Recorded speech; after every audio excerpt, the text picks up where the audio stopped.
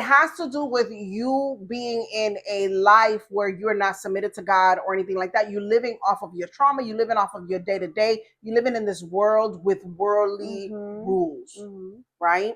And so that's how I was moving. I was moving. If you couldn't do anything for me, for my children, for me to take care of then what are you doing? Because you're in my space. You know what I'm saying? I'm just being honest. But what are you doing? You're in my space. But that was my That's energy. How it was. That was my energy for everybody. But that was my energy with a relationship. So that's why I didn't stay in relationships for really too long. Yeah. When I met my second husband, God bless him. When I met him, I was in a transitional time. Yeah. Now my kids were 5, 7, and 10. Right. And I had been a single mom for like 8 years. So long.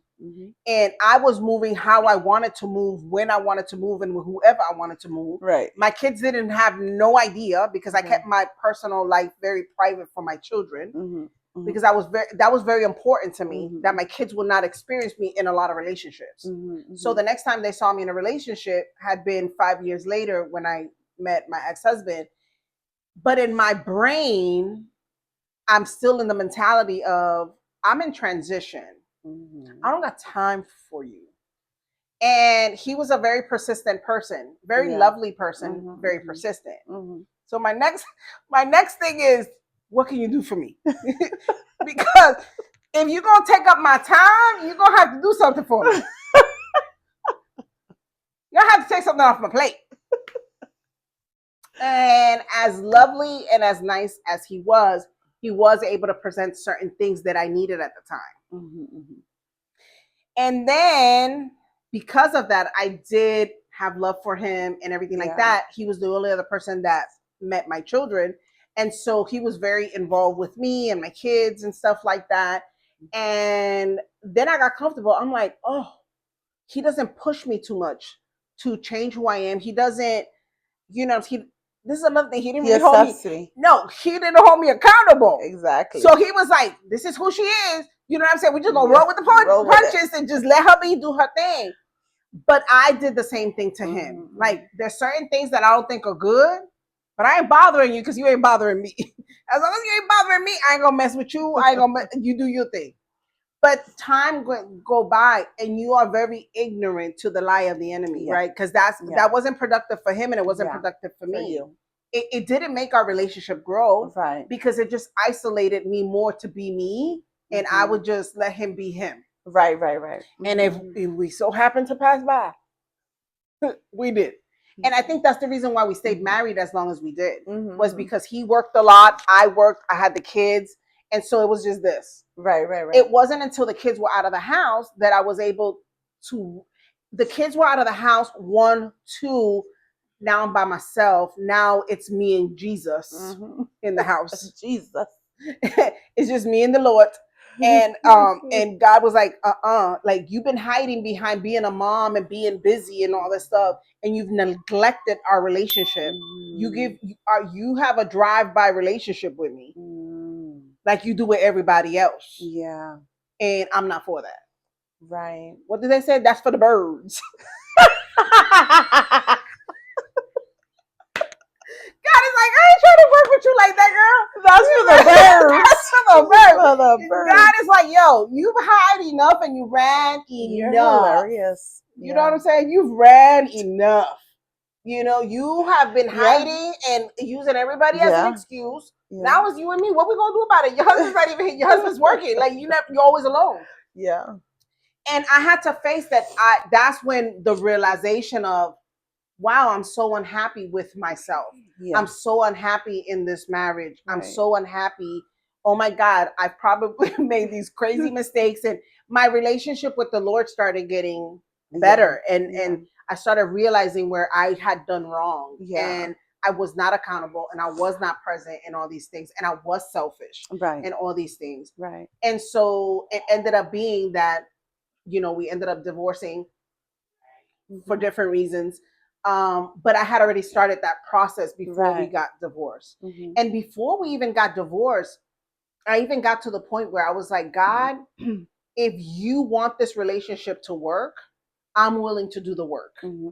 But you're going to have to touch his heart, because I don't know if that's where his mind is at, because he was a non-believer. So a believer and a non-believer is a different dynamic. And so I was like, God, I don't know if that's what he wants. And because I was really convinced, I'm like, I want to do it the right way. You know, for so long I've ran away and I've done it my way, and it hasn't helped me. It has not benefited me.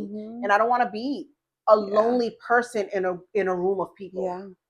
Right? You can be in a room of people with your family and everybody. I couldn't experience the love that they were trying to give me because I'm not happy with myself. And so when I made the decision, when I prayed that prayer, not even 30 days later, I get out of bed and God's like, it's time to move. Right. And I felt the release and the peace of God that, okay, this is what I need to do. And I did it. That took me through the journey that I needed to go through, right? So I can get healing. So I can stop lying to myself. So I can stop being selfish. Yeah. All of these things, be self-aware, do these things. And it was about a year of like intense, just remove from everything, just doing what I needed to do. And then I was still with my family, but then really get involved with my family and everything, and then do that process. Now, I bring that all to say that now I'm different because I'm like, I don't want to get married. Well, that was my thought. I don't want to be married. I don't want to be bothered. It's really, I don't want to be bothered. Let's be honest. You know, I just did it. After so many years, you're raising kids and you in a marriage. And your second marriage at that. I'm like, girl, when is it going to be me? Like, I just want to be me, myself, and I. And I had that conversation with my child, and one day my daughter says, are you sitting? I'm like, no. She's like, you need to sit down. And I'm like, well, she's like, I've been praying, and I think you're getting married again. I'm like, what? Oh, man, I don't want to. And when she said that, for 2 days, I cried, and I literally, because, you know, I'm still a work in progress, I was being very rude to the Lord, and I was like, how dare you? I don't want to get married. I told you no. Like, he'd be like, whatever. Like, who the heck you think you are, you know? Right. But I was so upset because I was like, I don't want to. Like, this has been so hard. Right. Like, I don't want to do this. And God is like, well, it's going to happen. He started giving me dreams and stuff like that. And I said, but God, I need somebody that's done the work because I just don't think I can do this. Right. And so God is like, pray for your husband. Start praying for your husband from now. And it's been 4 years. I'm in no hurry. But I'm just saying that there's times that God, that part of me, he's kind of like, because then I didn't know what I wanted or needed. Yeah. And there was a person we were talking to, I think it was last weekend. She was like, you know, what is it? And I'm saying this to tell the people that are waiting in God's timing and waiting in God's person to come up, right? Is that there's still hope. There's still hope. Absolutely. And that there shouldn't be no rush. Even though we as humans can sometimes say, you know something, I just want a partner. I just want somebody to spend time with and live and create memories with. But at the end of the day, God knows best, and God knows the time, the right timing of the right person. She was telling us, she was like, so why is it that, you know, wonderful women, you guys are wonderful women and it's powerful and this and that, and you know, and even her daughters as well, she was talking about her daughters as well, and it's kind of like, it's so hard. Is it that men find people like you guys intimidating and this and this and that? And I was like, listen, the thing is this, at least in my situation, if I wanted to, I'm sure in other people too, it's like you can be in 100 relationships by now. In 7 years I've been pretty much not a real solid, I mean, not a relationship. 7 years, I'm like, if I really wanted to, I would have been, or maybe even married, but with the wrong person. I don't want to do that anymore. I don't want to do it. I don't want to just be dating today. I just don't want to be. And at the end of the day, yeah, you can have friends, you can have boyfriends, girlfriends, like you can do it. The point is that why do it when you've already gone through so many different situations? You should have already learned from those mistakes. And why, if you want something that lasts, even though sometimes it can feel lonely, it's better to wait. And it's better to wait in God's timing, because that when we wait in God's timing is something that's lasting, something that's promised to last, you know. And it's important to know that, we will receive that love of a man, of a woman, and that don't give up, because sometimes we can give up. I think maybe I've had that thought one time. Say, listen, I understand. I understand. I guess didn't you just want me single? I guess you're just going to come and you don't want me single. I said that all the time, and then God sends me a dream or something. I'm like, yeah, it's gonna come, girl. It's gonna come, guys. It's gonna come. And the most beautiful thing is the expectation of what's to come. What's to come is gonna be beautiful. Yeah, and it's gonna be real love too. And that's the whole thing. And after I argued with the Lord, and I cried and I yelled at him with the Lord, and then I asked for forgiveness for being so rude and obnoxious. Then I had a couple of dreams, and then one day I was sitting with my daughter, and she's like, "I believe that you deserve to be properly loved." Mm-hmm. And I looked at her and I said, "Properly loved?" She's like, "Right, love. You have never been properly loved." And so now I don't know what that looks like. So because I don't know what it looks like, now I'm like, well, God, I don't even know what that really even means. And I had that question in my mind forever, not knowing that 2 years later, God would answer that for me. Yeah. But I did the work, and I'm like, God, I want to be generous. I want to be this. I don't want to be selfish. I want to be self-aware. Mm-hmm. I want all these things. And I want you to prepare me for the person. Because I heard sometime they said, do you think that God has one person for you? Yeah. And the person said, I don't think that God has one person for you.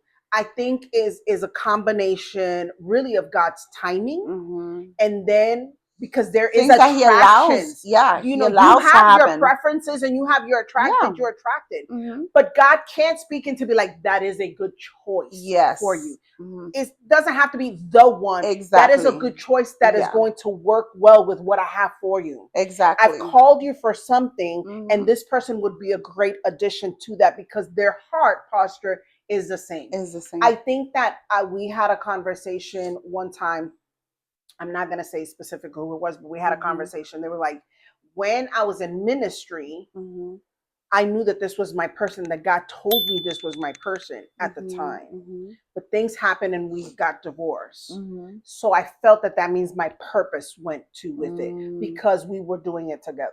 Right. And at the moment, I never experienced anybody ask me that question or have that conversation with me. And I felt in the spirit, the purpose is the purpose. The purpose is never going to change. Right. Whether one person falls off of it and doesn't do what they were supposed to do, the purpose still stands. Exactly. Right? So I told her, I said, you can be in that purpose, but you can be in that purpose with someone else that is of like mind and is seeking God's heart. And so that is what got me, because I was like, God, that changed my perspective. Yeah.